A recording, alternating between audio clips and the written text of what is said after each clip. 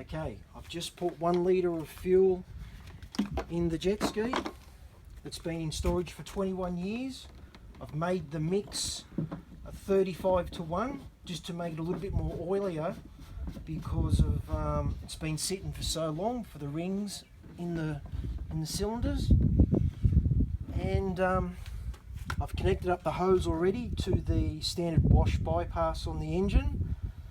I haven't got a battery for it, but I'm jump starting it off the tractor.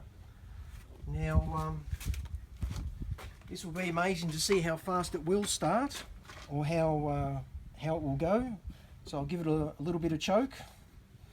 I've got it on reserve, and here we go.